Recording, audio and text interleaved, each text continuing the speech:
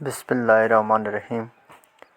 सिंधी पंजो किताब पंजी क्लास लाइ जंहिंजो अॼु कोर्स स्टार्ट करे रहिया आहियूं। सभ खां पहिरियां असां सभिनी स्टूडेंट्स खे वेलकम कंदासीं पंहिंजी क्लास में। ऐं जेको अॼु पहिरियों लेसन आहे जेको असां ग्रेड 5 जो सिंधी जो उहो पढ़ंदासीं। बिस्मिल्लाहिर्रहमानिर्रहीम। सबक़ पहिरियों। जेॾो तुंहिंजो नाम। हम्द आहे जेको बारी ताला जी शान में जेको शाह अब्दुल लतीफ़ भिटाई रहमतुल्लाह अलैह जी शाइरी आहे, तंहिंखे अॼु असां सुर सां पढ़ंदासीं।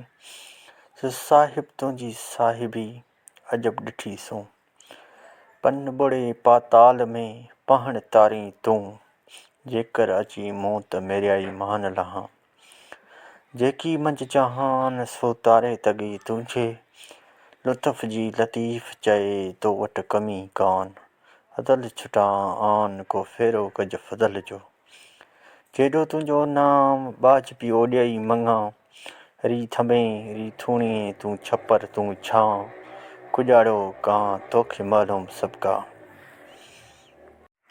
इहो जेको हम्द पढ़ियोसीं हिन में शाह अब्दुल लतीफ़ भिटाई जो जेको हम्द आहे हिन में कुझु ॾुखिया लफ़्ज़ आहिनि, उन्हनि जो बि तव्हांखे वज़ाहत कंदो हलां त जीअं साहिब।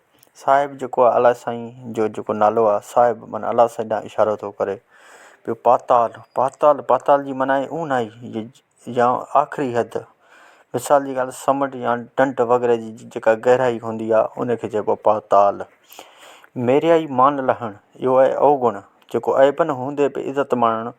ऐं तारे तॻे तारे तॻे जी माना आहे आसिरे ते गुज़ारणु।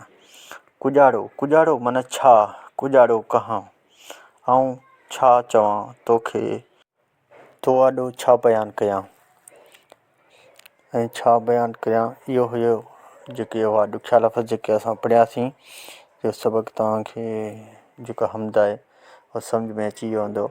ऐं एक्सरसाइज़ जेके हूंदासीं पोइ असां उहे वरी ॿिए एक्सरसाइज़ ॿिए लेक्चर में हल कंदासीं। उन में जेके आहिनि सुवालनि जा जवाब थी विया या लफ़्ज़ ऐं माना थी विया या जेके ॾुखिया लफ़्ज़ आहिनि उहे जुमिलनि में कीअं इस्तेमालु कबा उहे वरी ॿिए लेक्चर में असां पढ़ंदासीं।